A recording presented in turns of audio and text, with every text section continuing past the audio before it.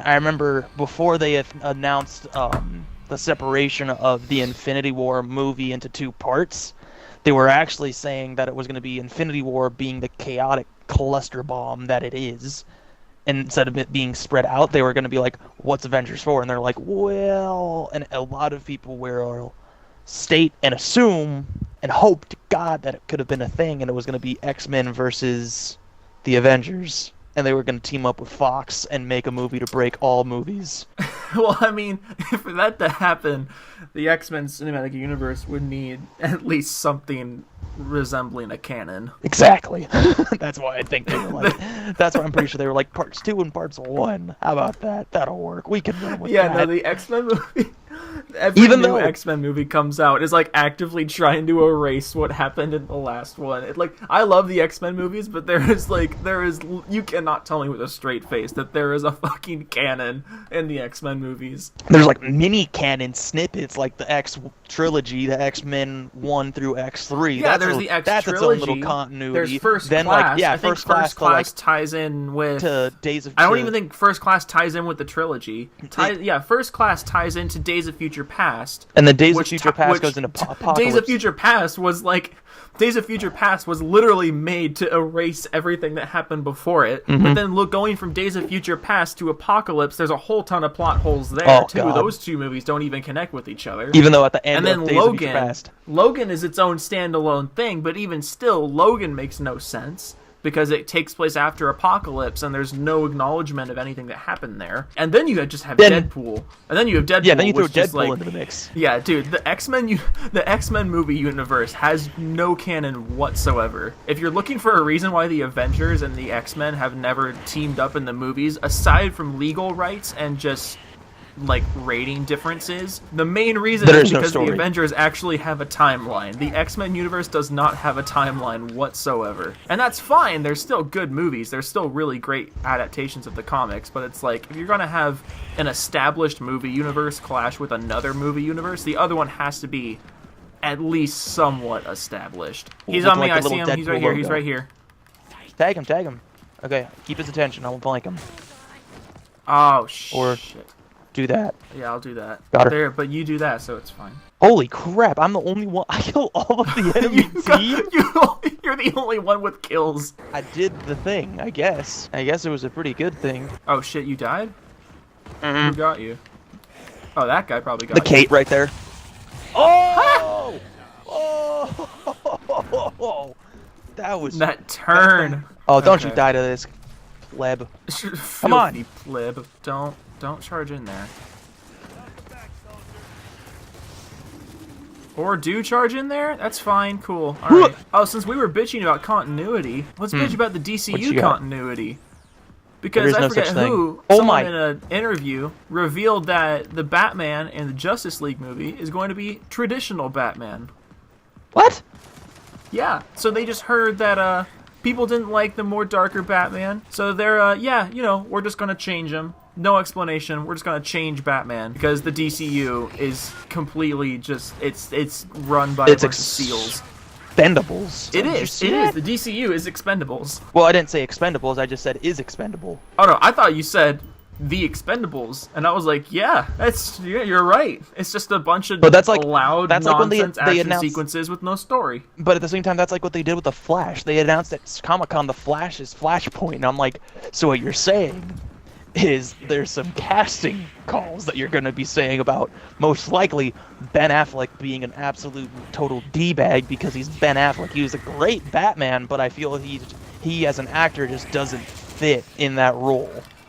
No, honestly I respect the hell out of Ben Affleck for shitting on the DCU.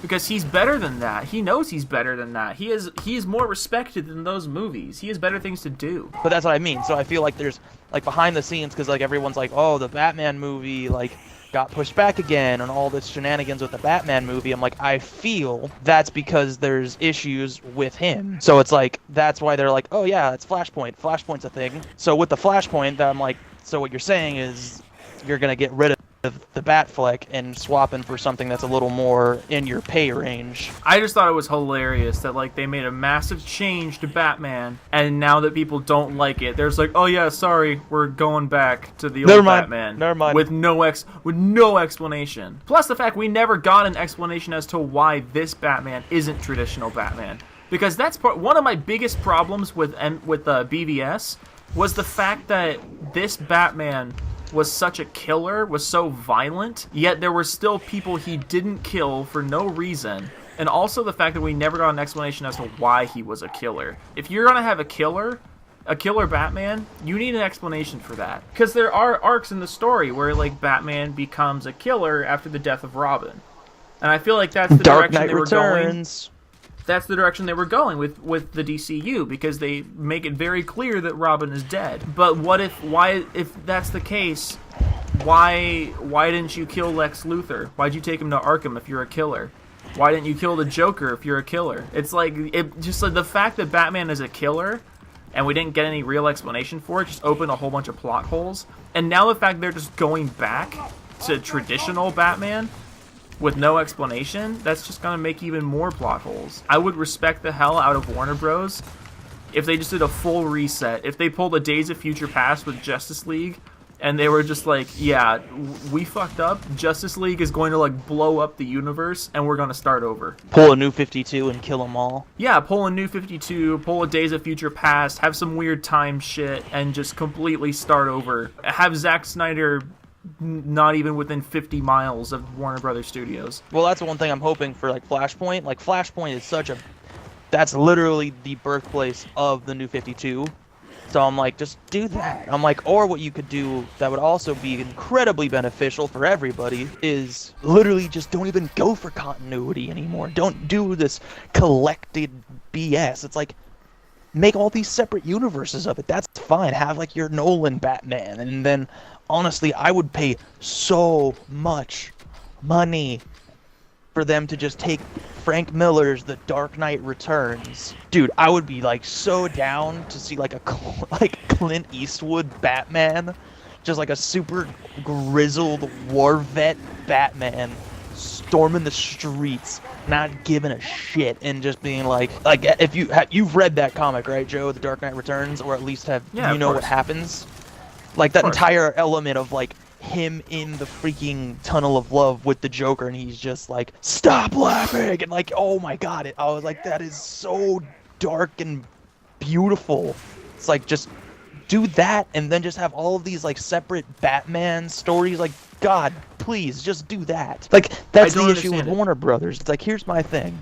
They have in their arsenal of all the things they can make the monies and make the movies on, they got some of the greatest heavy-hitting, literally the birthplace of the dark and gritty movies, and they go and say, oh, we don't want that, we want kid-friendly stuff. And I'm like, no, be edgy, dude. Like, take the Batman and make the Batman Frank Miller's Batman, who literally just beats the holy shit out of Superman and not gives a shit, because he's just like, I told you to back off, and you know what you didn't do? You didn't back off. You know what I mean? It's like, what are we doing here? Well, that's like, guys, what are we? What? Why? I told for me. But it's like. Sorry, I got distracted because this is the biggest fuck fest I've seen in a while, and I got distracted. Distraction. Let's just go over the DCU. Man of Steel, C- at best. Batman v Superman, Holy D. Christ. Suicide Squad, D. Wonder Woman, A. Do more of that. Was good.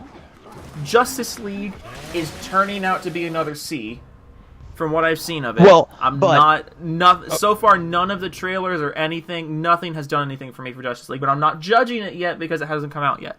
I'm saying is that, like, even before Wonder Woman came out, when it was just, like, up till Suicide Squad, there were a lot of people who were defending the DCU, and I didn't understand why, because it's like, it's okay if you want to support your characters, that's totally fine. Why aren't you demanding better, though? There were teams of really smart people, really talented people, and they give us these garbage-ass movies. and you're just eating it up. Why don't you demand better? You know that the studios involved are capable of more. Why don't you demand more? And that's because there were people who demanded more. That's how we got Wonder Woman. That's why Wonder Woman was so good, was because people demanded more. What I would rather have them do, which I'm super, super hopeful, but super, super doubtful, and would honestly be the greatest thing they could possibly do, because the man who has done this is the genius that they always needed. Greg Berlanti as producer of everything. They at least got Joss Whedon on it. The man who made literally the foundation of the MCU is now reshooting, and he's already stated in the reshoots that he's making it a little more lighter tone, because there's a rule that Joss Whedon follows, which is be dark, be gritty, do whatever you want. By the end of it, for the love of God, say a joke. Not necessarily lighthearted to the point of absolute redundancy, but like have a heart to it. Like have these characters, you know, have Robin be his little dinky self, have whatever. It's like be a little dinky and be a little funny, be a little childish. Your freaking comic book movie or anything for that matter. It's like have some sort of wit to it. What I would hope they do is they get some footing and ultimately just go and say, oh, yeah, Superman totally went batshit crazy, like he kind of is destined to do. And from there, be like, yeah, check this out. We're going to take all of the cool, you know, CW shows. I would love, and beg and plead that they go and say Batman to team up with Flash after Superman goes AWOL and just starts murdering people, because he does. And from there, Ezra Miller Flash runs into Grant Gustin Flash, and Injustice happens, and they say, hey, we're taking your CW awesomeness of Greg Berlanti shows, and you know what we're gonna do? We are gonna take Stephen Amell and Grant Gustin and all of these awesome actors that really deserve their own movies at this point, and have literally had mini movies in the CW's shows, and say, bada boom, bada bing, Injustice is now a thing, and I will cry manly tears of joy, because that series and universe deserves so much more love, even though it is very well received and very well loved. At this point, I even told my sister, I'm like, the CW should literally just call themselves the DC Network at this point in time. Yeah, but I hope more of the DC universe, because like I said, they got so much going for them, so much, and they just kind of piss all over it and say, look, Batman, yay, Batman. It's like at this point I would feel better off if we were to get, like, you know, a rock steady cinematic universe of all the shenanigans of Arkham Asylum and City. I think it's like you said, I honestly don't think we need a DC universe. I think DC was just fine doing standalone movies. Yeah, just make a little, like, you know, have like your trilogy, like your Nolan trilogy, and be like, boom, there's your Batman. And then from there, it's like, oh yeah, now we got a Wonder Woman. Does Wonder Woman connect to him? No, not really. Does she need to? No, not really. Could she? Cool, yeah, it would work, but it's not needed. It's not a required evil to make a good movie anymore. And it's like, and if you were to do that, it would be phenomenal. It's like I even heard somebody was saying that they were hoping for a Red Hood movie, and I was like, I would watch the freaking shit out of the Red Hood movie. I love the Red Hood. Because for a long time, DC was doing all the standalone movies, you know? They did Watchmen, they did the Dark Knight movies, they did Superman Returns. It was a piece of shit, but they did it. And even then, Superman Returns is still, like, the basis of what a good superhero movie could and should be. And even then, I'm like, it's cool that that DC is wanting to make a coherent one, but they have the Sony curse at this point, because they're like, wow, we really gotta step up our game and meet Marvel here halfway, because Marvel is just dominating, and we gotta Marvel's really dominating everything. That doesn't mean you have to do what they do. I feel like there's weird obligation that they feel like they need to do everything Marvel does. And it's like, if you can put the time into it, make it good. It's like that was the one, oh god, I saw that shot and you just got decked.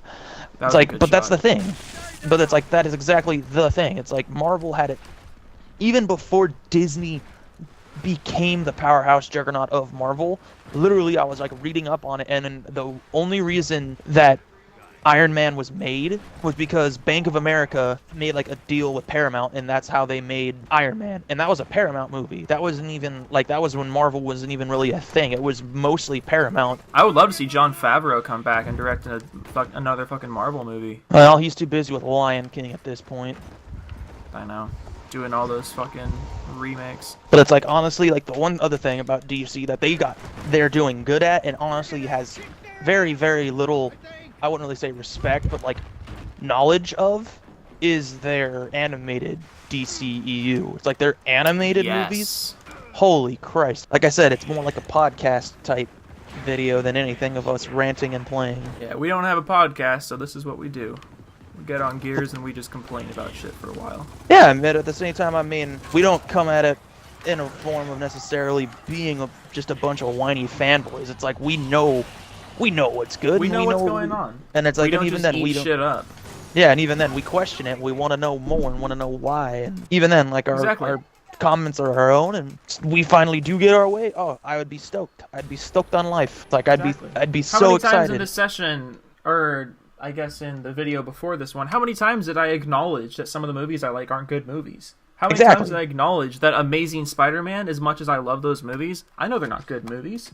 I know that. Even then, it's like, I know that Watchmen, one of my all-time favorite movies and all-time favorite stories, I know that movie's kind of shitty, you know? It's about more than just what I like. And I feel like in order to be a real fan of something, you have to be able to criticize it. Because, like, I want to say they announced that they want to do a Superman Under the Red Sun live-action film. I've heard that was, like, a possibility for their next big DC movie after Justice League. And I'm like, I will watch the crap out of that, because that sounds damn amazing. Like I said, I just wish they would just be like, here's a little bit of continuity, you know, like its own separate contained trilogy with the Dark Knight, and maybe do that with the Wonder Woman into Justice League with Aquaman. It's like, have a little bits of like interconnectivity, but don't try to force feed us this crap that is literally garbage at this point, because you producers are like, we don't like it. Because that literally, I remember I read reviews or like of early screenings of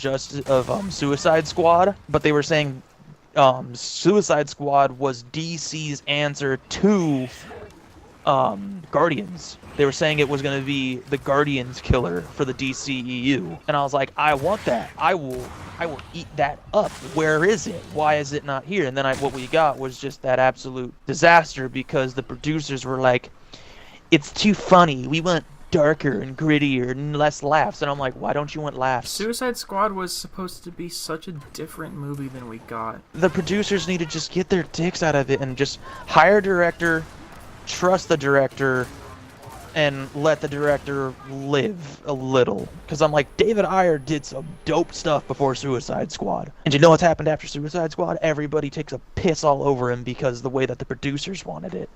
Even though I've watched his other movies and I'm like, he's really good at what he does. They hired a good director in that regard, but then they were just like, never mind, we don't like this anymore because it's not our vision anymore. It's your vision, and that's a no-no. And I'm like, why can't it be his vision? And why can't you just trust the director? You hired him. It's like, just trust the director. Suicide Squad could have been a really awesome, like, dark, gritty crime movie, and it also could have been a really awesome, quirky Deadpool, Guardians, Scott Pilgrim style movie.